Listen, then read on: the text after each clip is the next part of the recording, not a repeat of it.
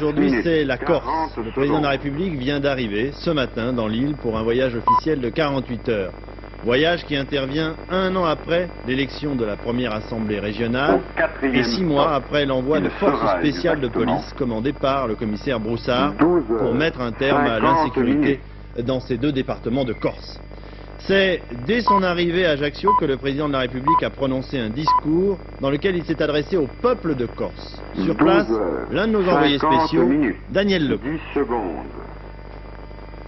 La place Foch, la plus grande place d'Ajaccio noire de monde, c'est le symbole de l'attente des Corses à l'occasion de la visite du président de la République. Une visite de 2 jours qui le conduira à travers différents points de l'île. Demain, le président abordera les problèmes économiques à Calvi et à Bastia, mais pour aujourd'hui, il s'agit d'aborder les problèmes politiques. La Corse a un statut particulier. Le Premier ministre lui en a donné les moyens financiers ces derniers jours. On attend donc de cette visite présidentielle ce coup de pouce qui permettrait aux choses d'aller plus vite encore. On s'attend à 2 langages au cours de ce voyage, le langage de l'ordre et celui du changement.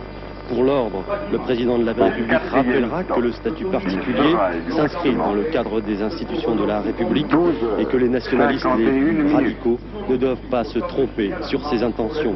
Pour le changement, il insistera sur l'exemplarité de la Corse en matière de décentralisation, sur la volonté aussi de tirer un trait sur le passé et d'ouvrir une nouvelle page dans les relations entre la Corse et le continent.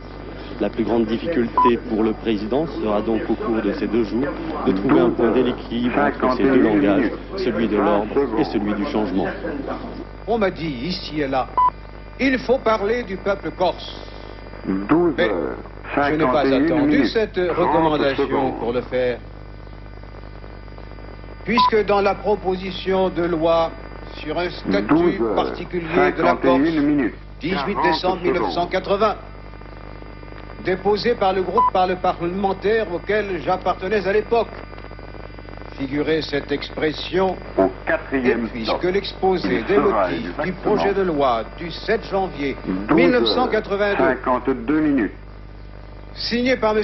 Pierre Mauroy en sa qualité de chef du gouvernement, donc sous mon autorité, disait expressément le peuple corse, composante du peuple français, fait partie de la République française, mais doit construire son avenir dans un cadre institutionnel profondément rénové.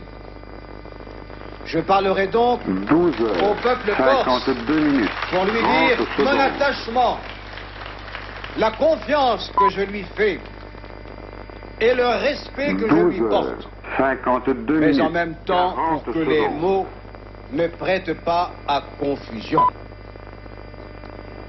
Singularité, spécificité, solution particulière, autonomie administrative, une certaine autonomie, tel fut le vocabulaire de mes prédécesseurs, qui tous ont reconnu qu'il convenait de poser ce problème, mais dont aucun, pour diverses raisons qui n'étaient pas toutes raisonnables, n'a pu lui apporter une réponse.